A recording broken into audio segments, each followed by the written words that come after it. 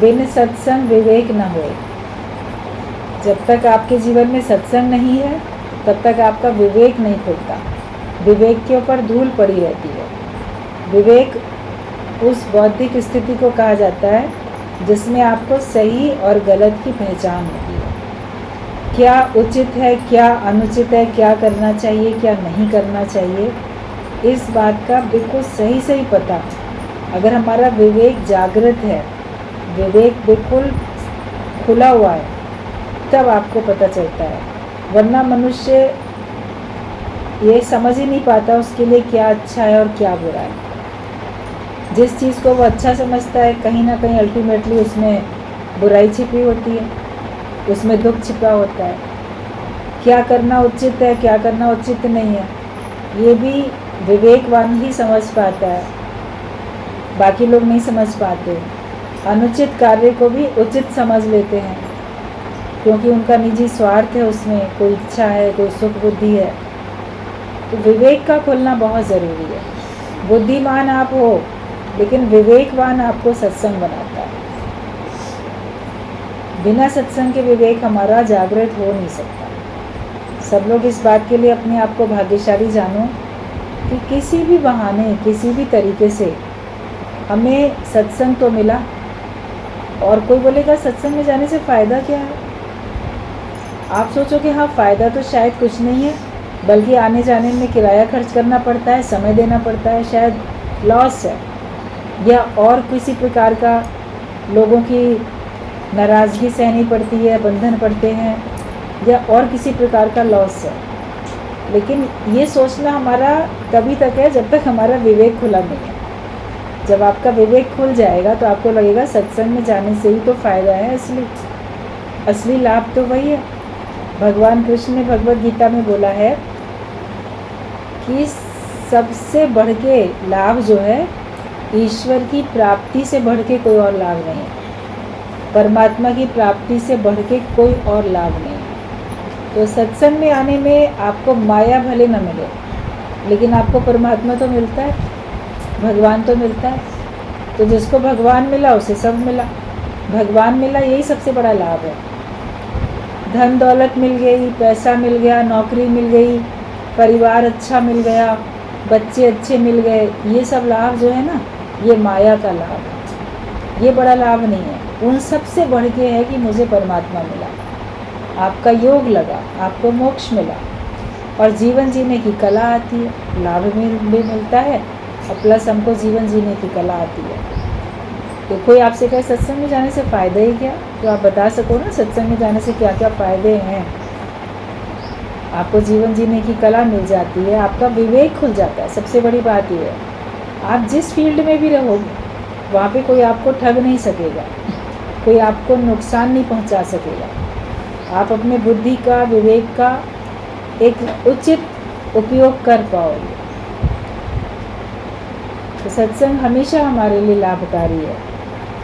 और जब विवेक की आँख खुल जाती है तो फिर सारी प्रकृति ही हमारे लिए शास्त्र बन जाती है। जब आपका विवेक खुला है तो ये सारी प्रकृति जो आपको दिखाई देती है, ये सब आपके लिए शिक्षा का शास्त्र बन जाती है। बचपन में सुन लिया करते थे, किताबों में बच्चों के लिए पढ़ाया जाता था, धरती से तुम धीरज सीखो, फूलों से, कलियों से मुस्कुराना सीखो, इससे ये सीखो, वो सीखो। तो प्रकृति से सीखने की शिक्षा दी जाती थी बच्चों को। उस समय केवल कविता के फॉर्म में वो रट लेते थे, याद कर लेते थे, सुना भी देते थे, लिख भी लेते थे, मगर सीखते नहीं थे क्योंकि विवेक खुला हुआ नहीं था। अब जब विवेक खुला तो आप सारी प्रकृति से सीखते हो। धरती कैसे धीरज में रहती है, यदि खोद खाद धरती सहे काट कूट बन रहा है। धरती को कोई कहाँ से भी गड्ढा कर देता है, खोद देता है, इधर धरती खोद के मिट्टी निकाल ली, इधर कुछ किया, तो वो सहती रहती है ना। और काट कूट बन रहा है, जो जंगल हैं, पेड़ हैं, वो सारी कटिंग काट सहते रहते हैं। कहीं यहाँ से एक डाल काट गई लकड़ी, इधर से पेड़ की ये टहनी काट दी, तो वो सहते रहते हैं। और कटुक वचन संत सहें, औरों से सहा न जाए। कड़वे वचन जो होते हैं वो संत सहते हैं, वो औरों से नहीं सहे जा सकते। तो हम सहने योग्य जो बनते हैं, क्योंकि हमको उसमें से भी शिक्षा का शास्त्र समझ में आ रहा है। कड़वे वचनों से भी आप कोई शिक्षा उठा लेते हो, तभी तो उसको सह पाते हो। अगर आप उससे शिक्षा नहीं उठा सकते थे तो आप उनको सहते भी नहीं थे। जो उसमें भलाई नहीं ढूंढ निकालता, जो उसमें से लाभ नहीं देख पाता, कोई लेसन उसमें से नहीं ले पाता, वो नहीं सह पाता।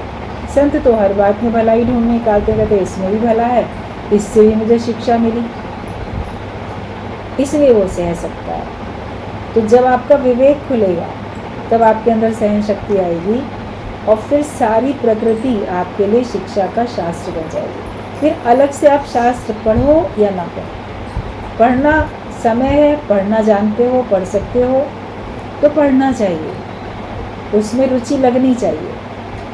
इससे आपका बहुत जैसे ज्ञान का विकास होता है, बहुत कुछ आपको नॉलेज बढ़ती है, मिलती है, समय का सदुपयोग होता है, और आप शास्त्रों की बातों को किसी के साथ डिस्कस करने में प्रमाण सहित कह सकते हो। हालांकि सत्य को प्रमाण की आवश्यकता होती नहीं है, लेकिन फिर भी आप पूरे आत्मविश्वास के साथ कह सकते हो कि उसमें ये बात हमने पढ़ी है, उसमें ऐसी लिखी हुई ये बात है।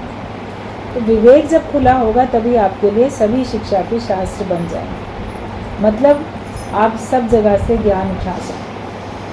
सत्संग में तो जो गुरु बोलता है उससे तो ज्ञान मिलता ही है, जो शास्त्र हैं, धार्मिक ग्रंथ हैं, पुस्तकें, उनसे तो ज्ञान मिलता ही है, संतों के प्रवचन से ज्ञान मिलता ही है।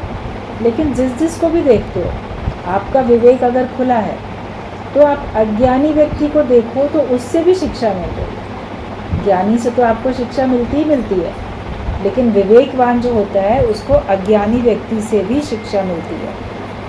वो इस तरह से कि अज्ञानता से भरा कार्य जो उसने किया, उसमें उसका कितना नुकसान हुआ, दूसरे का कितना नुकसान हुआ, वो देख के आप वो अज्ञानता से भरा कार्य करने से बच जाते कि मैं नहीं करूँगा ये काम।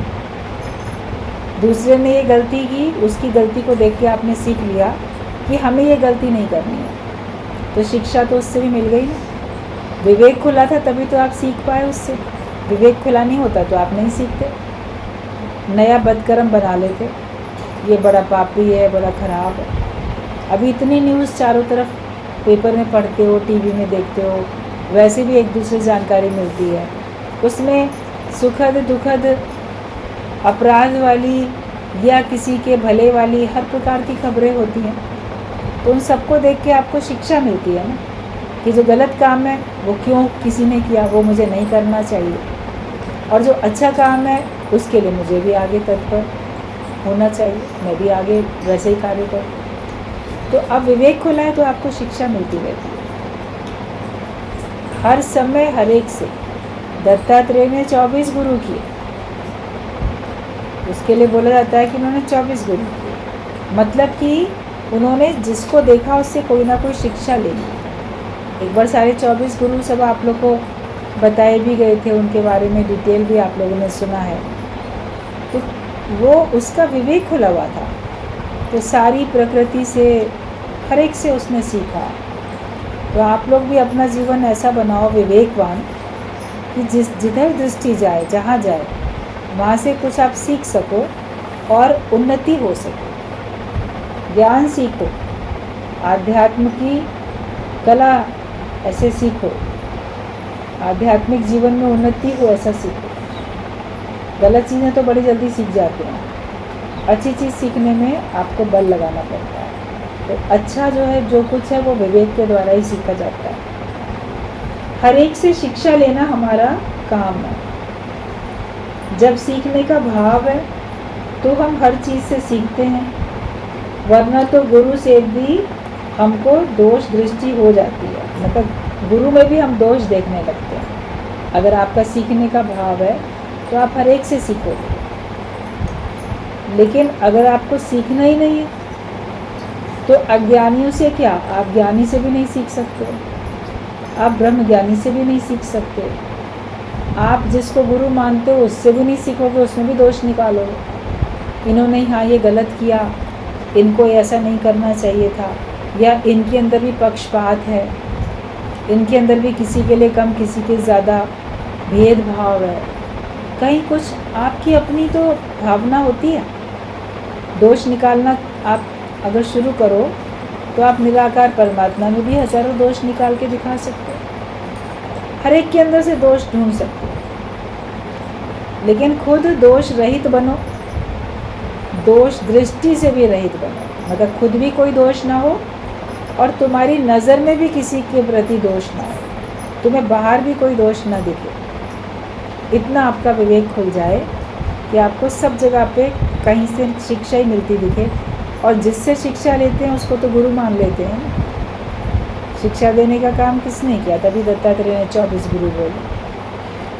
भले एक ही बार किसी को देख के सीखा, लेकिन उसने ये मान लिया कि इससे मैंने शिक्षा ली तो ये तो मेरा गुरु है। तो गुरु जान के उसको प्रणाम किया, गुरु जान के उसको आदर किया, उसमें पवित्र भावना रखी। जैसे भगवान में या गुरु में आप किसी प्रकार की मलिन भावना नहीं रख सकते, पवित्र भावना रखोगे। तो जहाँ जहाँ जिससे भी हम सीखते हैं उसके प्रति कोई मलिन भावना नहीं रखो, भले वो आपका शत्रु ही क्यों ना हो, उससे भी आपने सीखा है तो उसमें भी आप मलिन भावना नहीं रखो, आप उसमें भी पवित्र भावना रखो। ये मुझे शिक्षा दे रहा है इसलिए ये मेरा गुरु है, उतना ही आदर भी सबका करो। गुरु हमारे मन को मारता है तो हमारा मन गुरु के ही विरुद्ध हो जाता है। सत्य सरलता वाला ही इस राह में आगे बढ़ता है। गुरु के प्रेम में बंधे रहें, यही हमारी ममता रहे। ममता संसार से हो जाती है, परिवार वालों से होती है, सबसे होती है।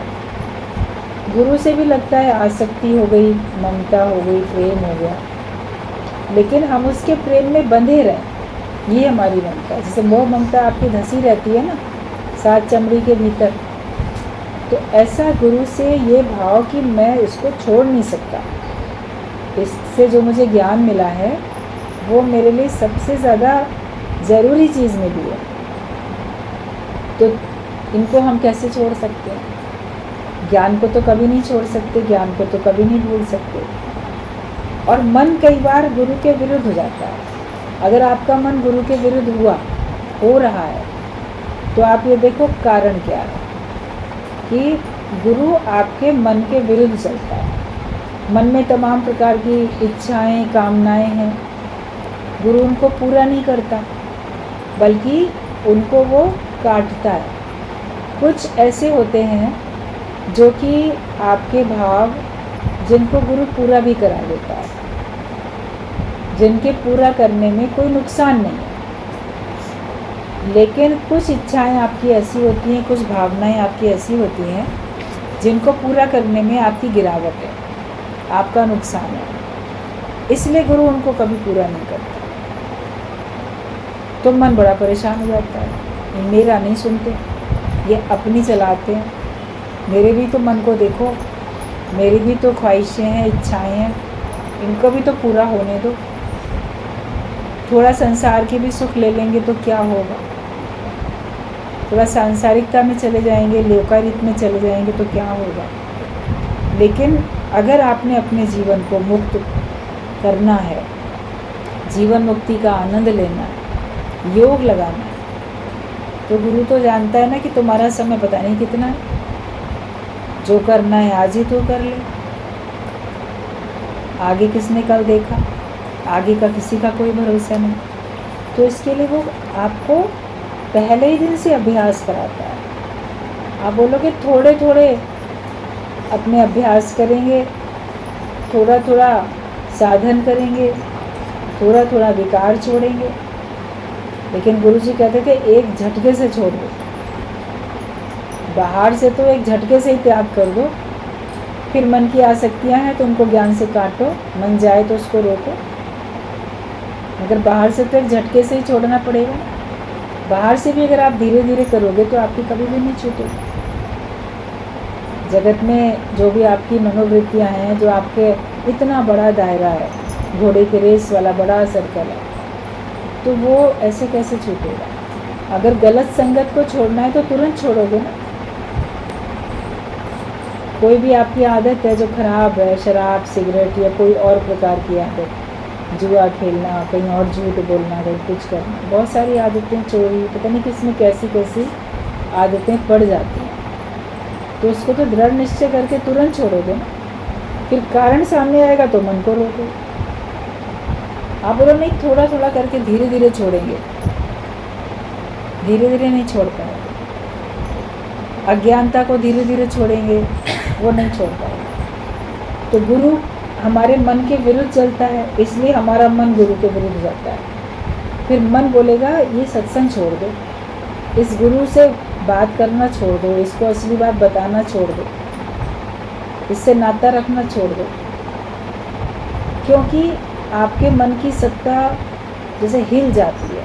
आपका मन समझता है कि अब मेरा अंत हो रहा है,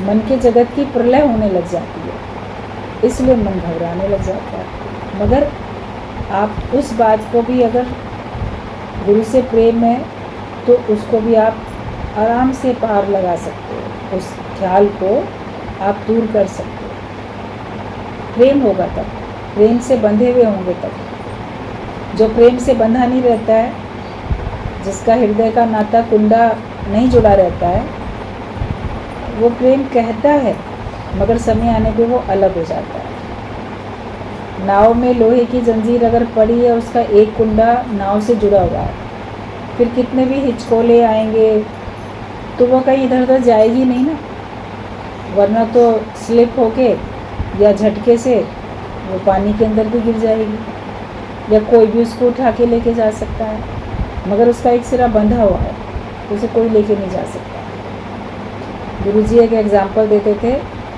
धर्मशाला के जो गिलास होते हैं ना, पानी के प्याऊ के गिलास, वो जंजीर से बंधे रहते हैं, तो आप उसमें से पानी तो पी सकते हो, लेकिन उसको अपने साथ लेके नहीं जा सकते क्योंकि वो बंधा हुआ है।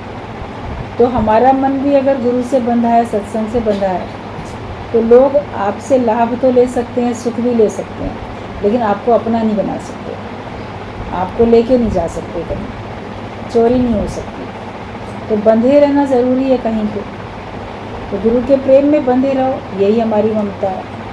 ये बंधन हमारा कभी हमको अखरे नहीं, ये बंधन हमको पसंद आने लगे तो फिर आपका मन वश में हो जाएगा, वरना मन कभी वश में नहीं होगा। मन तो आपको ज्ञान की राह से दूर करने की कोशिश करेगा। सत्य सरलता वाला ही आगे बढ़ता है, जो सत्य में रहता है और सरलता के भाव में रहता है, उसी की उन्नति होती है। अगर आप झूठ का सहारा लो और कुटिलता में रहो तो आपकी उन्नति नहीं होने वाली। आपको महसूस होगा आपकी उन्नति हो रही है, मगर वो हो सकता है वो माया की उन्नति हो, आपकी वास्तविक उन्नति तो नहीं होगी उसमें।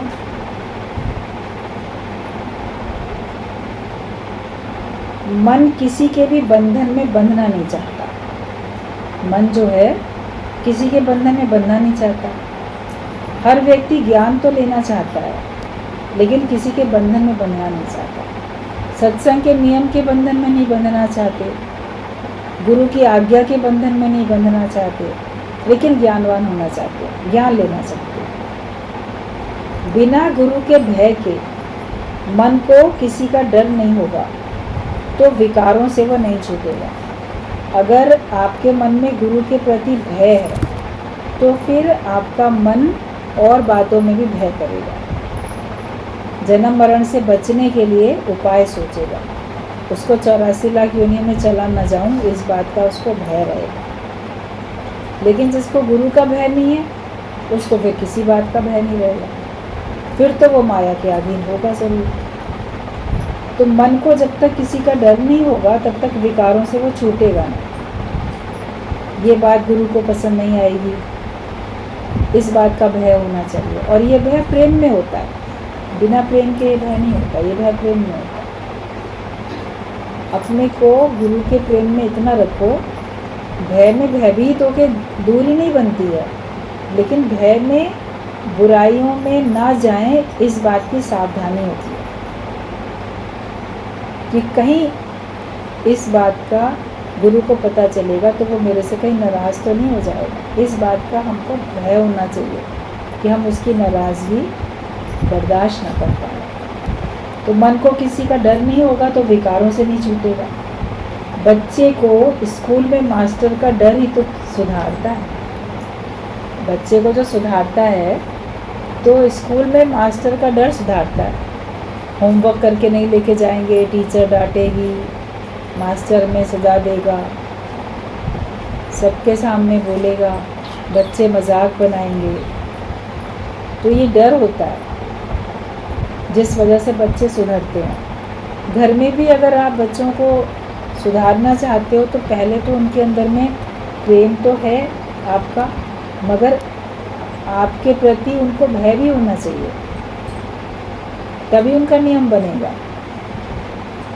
आप नाराज़ हो जाओगे, आपकी नाराज़गी की बच्चों को परवाह होनी चाहिए कि मैंने एक काम किया तो मेरी माँ मेरे से नाराज़ हो जाएगी, मेरी माँ मेरे से बात करना छोड़ देगी, या मेरा पिता मेरे से नाराज़ हो जाएगा।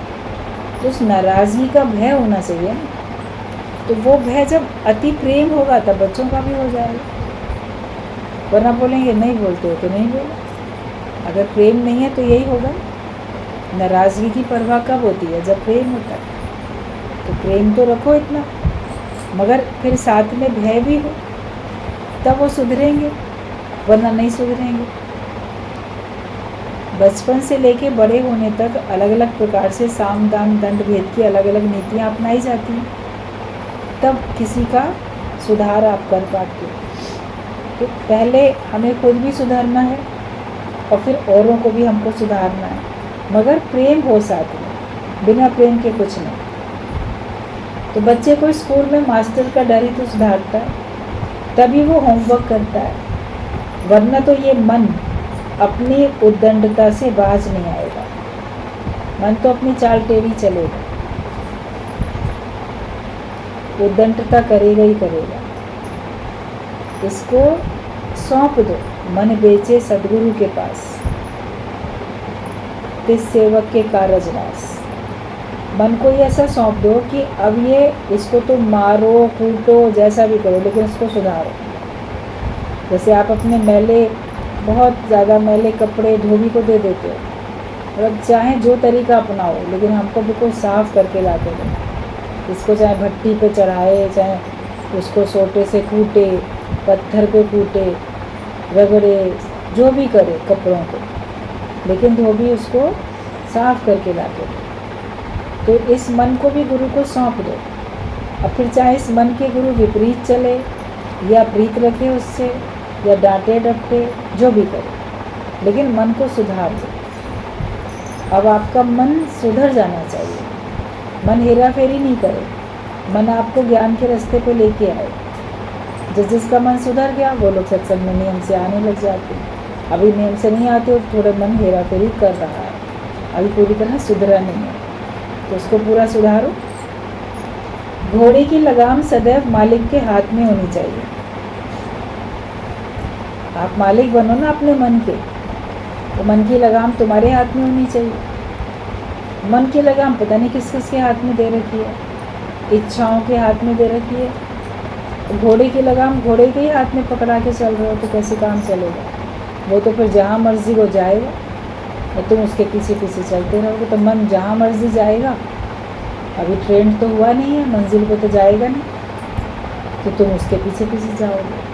तो तुम मन के पहले मालिक बनो, उसको ट्रेंड करो, जैसा तुम चाहो वैसा वो करो। तो वो घोड़ों को कितना ट्रेन करते हैं, कुत्तों को भी कितना ट्रेंड कर देते हैं, जो पुलिस में होते हैं, सेना में होते हैं, वो कितने ट्रेंड होते हैं।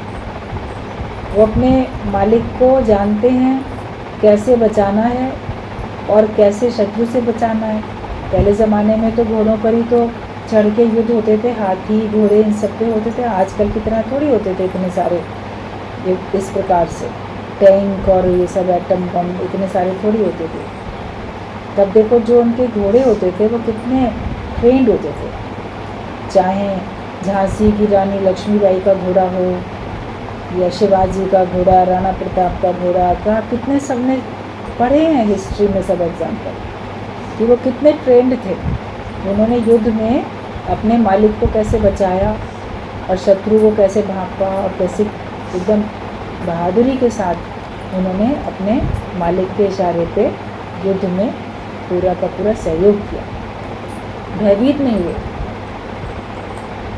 अभी भी घोड़े भी और कुत्ते भी कहाँ कहाँ शत्रु का क्या क्या सब पता लगाते हैं। कभी आप देखो कमांडो ट्रेनिंग होती है इनकी भी, और क्या क्या सब होता है, बहुत अच्छे से ट्रेनिंग की जाती है। मगर उसके लिए लगाम तो शुरू में मालिक के हाथ में होती है ना, फिर वो इतना अच्छा हो जाता है। तो पहले अपने मन के मास्टर बनो, फिर आपका मन इतना अच्छा होगा कि वो आपको माया से बचाएगा। अभी तो आपका मन आपको माया में गिराता है, लेकिन बाद में आप ही का मन आपको माया से बचा लेगा। तो घोड़े की लगाम जैसे मालिक के हाथ में होनी चाहिए, ऐसे अपने मन की लगाम भी आपके हाथ में होनी चाहिए। अर्जुन ने भी पूरा कंप्लीट किया तभी ज्ञान हुआ। उसने मन पूरा दे दिया और उसको पूर्ण बनाने दिया। अधूरे मन से ज्ञान नहीं होता, लेकिन जब उसने पूरा सुन के पूरा पूर्ण निश्चय कर लिया कि अब मैं ज्ञानवान हूँ और अब मैं अपनी निष्ठा में हूँ, अब मैं युद्ध बिल्कुल करने के लिए तैयार हूँ। उसने समझ के अपने आप को पूरा पूर्ण कर लिया ना ज्ञान से, तब वो आगे युद्ध कर सका और तब जब पूरा दे सका, मन पूरा अर्पण कर सका, तब उसको ज्ञान लगा। भगवान ने भी उसको कहा मन मुझको दो, मन बेचे सतगुरु के पास, मन भगवान को दे दो, अपना मन इधर उधर मत भटकाओ। जो अपना मन सौंप देता है तो उस मन से उसको भगवान मिल जाते हैं। गुरु उस मन से उसको ज्ञानवान बना के, योगी बना के भगवान से मिला के एक कर देता है। जिना मन भव तिना मन भाव, बिना भय के हम आगे नहीं बढ़ सकते। तो जिसके मन में भय होगा उसी के मन में भाव भी होगा, वो ही आगे भी बढ़ पाएगा। तो प्रेम का भाव रखो, आदर का भाव रखो और भय रखो, तो आपको आपकी भावना का फल बहुत कुछ मिलता रहता है। और बिना गुरु के भय के हम आगे नहीं बढ़ सकते। हमारे अंदर में इतनी सरलता होनी चाहिए कि हमें गुरु की नाराज़गी की परवाह हो, उसका भय हो। जिसको डर होता है वही उन्नति कर पाता है।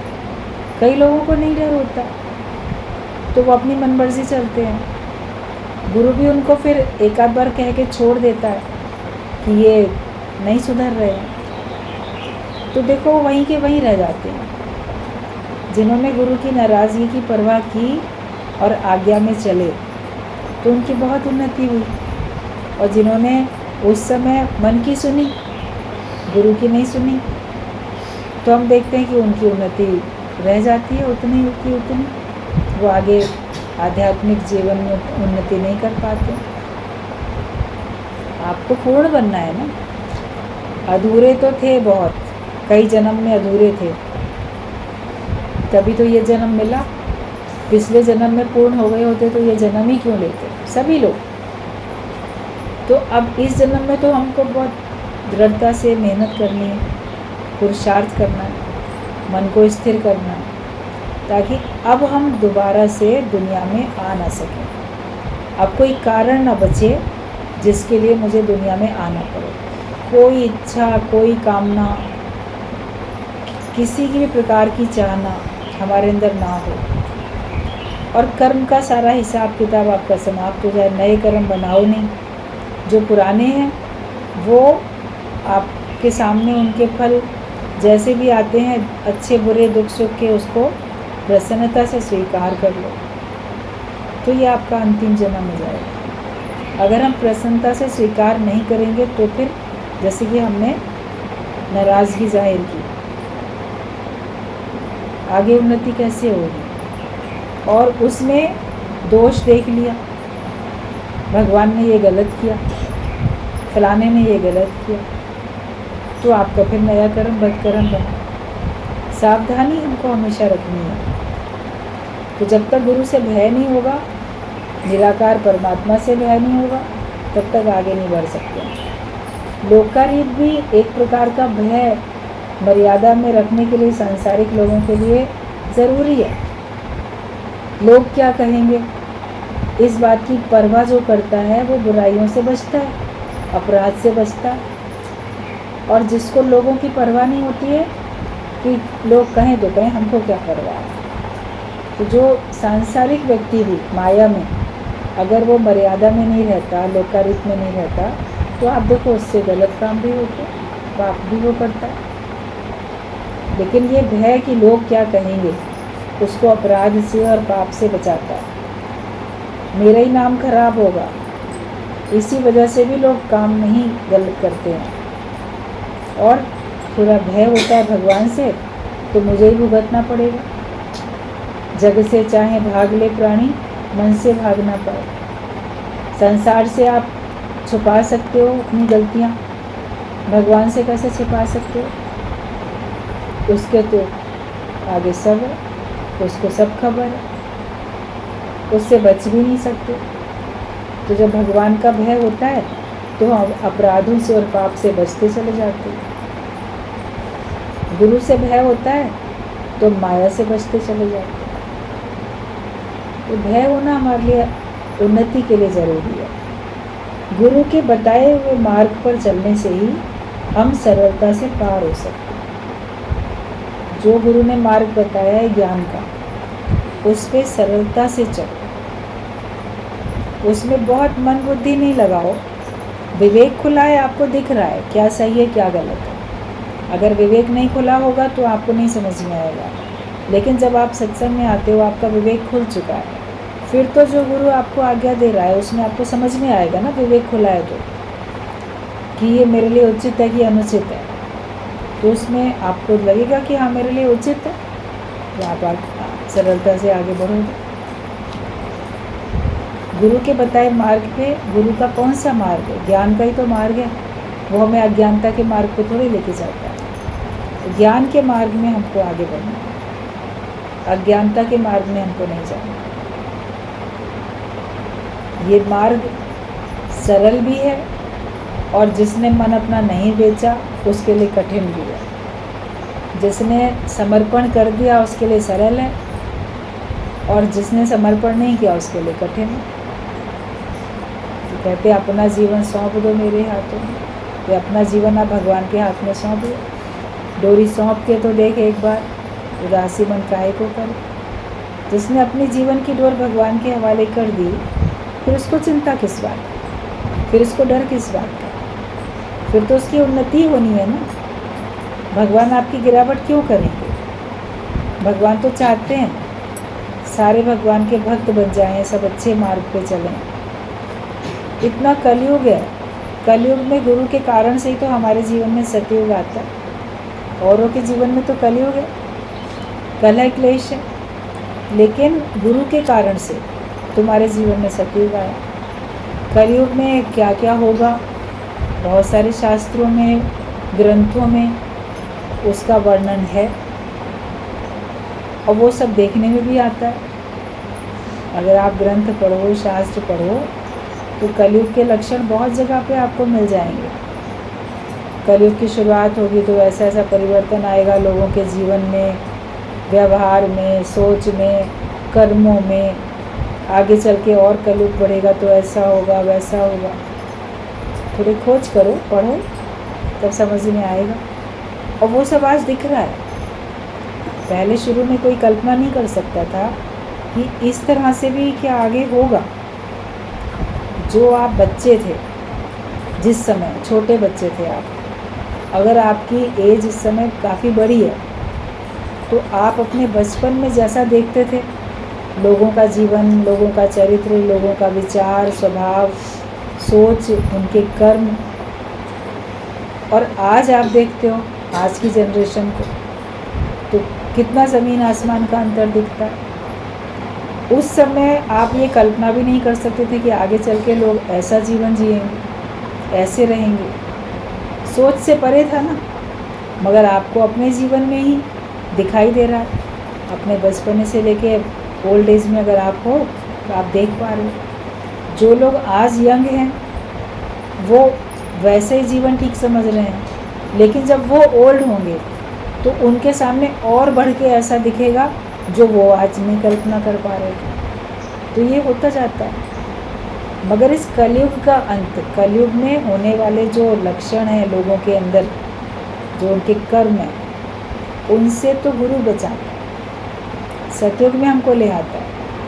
जैसे सतयुग में सब सात्विक थे, सबको प्रेम करने वाले थे, सरल थे, तो आप देखो जो ज्ञानवान बनता है उसका जीवन तो वैसा हो ही जाता है। बाकी सबका नहीं बना हुआ दिखेगा, बाकी सब आपको घोर कलयुगी अज्ञानी व्यक्ति दिखेंगे, पापी दिखेंगे, अपराधी दिखेंगे। लेकिन आप देखोगे कि मैं भी तो इसी ज़माने का हूँ, मैं भी तो अभी का रहने वाला हूँ। तो कैसे हमारे अंदर में इतना परिवर्तन कैसे आ गया? अगर आप कम एज के हो और आप किसी को ज्ञान की सलाह देते हो, तो कई लोग तो क्रिटिसाइज़ भी कर सकते हैं। कई लोग बोलेंगे कि तुम आजकल के ज़माने के होके इतने पुराने ज़माने के विचार कैसे रखे हो, तुम इतने ओल्ड फैशन्ड कैसे हो। तो आप सोचोगे हम हैं तो आधुनिक युग के ही, पढ़े लिखे, समझदार, होशियार, लेकिन हमारे पास विवेक खुल गया, हमारे पास ज्ञान है, हमको उचित अनुचित का ज्ञान है। तो हमारे लिए अब कलयुग नहीं है, हमारे जीवन में सतयुग आ चुका है, सत्य प्रवेश कर चुका है। इसलिए हम इस तरह का अच्छा मार्ग खुद भी अपनाते हैं और दूसरों को भी अपनाने की सलाह देते हैं। तो ये सब होता है सत्संग में आने से और गुरु की आज्ञा में चलने से। तो गुरु के बताए हुए मार्ग पर चलने से ही हम सरलता से पार हो सकते हैं। भव सागर से पार हो सकते हो, अज्ञान से पार हो सकते हो, सारे विकारों से पार हो सकते हो, हर एक से आप पार हो सकते हो जब आप गुरु के बताए मार्ग पे चलोगे। चलने में आनाकानी नहीं करो, चलने में सुस्ती नहीं करो।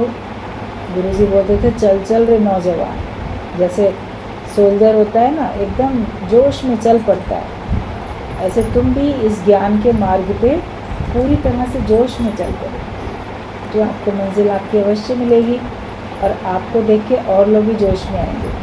कभी 15 अगस्त, 26 जनवरी, कोई इस प्रकार का राष्ट्रीय पर्व होता है, आप देखते हो परेड हो रही है, या कभी आप बॉर्डर पे चले जाओ, बाघा बॉर्डर है, और भी कई अपने देश में आसपास के देशों से जुड़े हुए जो बॉर्डर हैं, तो वहाँ पे अगर कभी आप विज़िट करने के लिए जाओ, तो वहाँ पे देख के आपके अंदर में देश प्रेम और देशभक्ति की भावना बड़ी तीव्र हो जाती है। सैनिकों को देख के, परेड देख के आपके अंदर भी वैसे जोश भर जाता है। तो आप खुद इतने ज्ञानवान बनो, ऐसे जोशीले बनो कि तुमको देख के औरों के अंदर भी जोश भर जाए। तुम सोचते आलसी, ढीले ढाले चलते चले आ रहे हो, बैठ गए, चले गए, तो जो जोशीला व्यक्ति होगा ना, उसका भी जोश ठंडा हो जाएगा। इसलिए खुद हमको जोशीला होना। गुरुजी कहते थे नौजवान की तरीके से चल चल रे नौजवान, रुकना तेरा काम नहीं, चलना तेरी शान, और चल चल रे नौजवान। उम्र चाहे तुम्हारी कितनी भी हो, बच्चे हो, जवान हो, बूढ़े हो, लेकिन मन से जोश रखो बिल्कुल जैसे नौजवान वाला। तो फिर इस ज्ञान के मार्ग में आपको चलने से कोई रोक भी नहीं सकेगा, कोई विघ्न बाधाएं नहीं आएंगी, और आप अपनी मंजिल को प्राप्त हो जाओगे और सरलता से आप पार कर सकेंगे।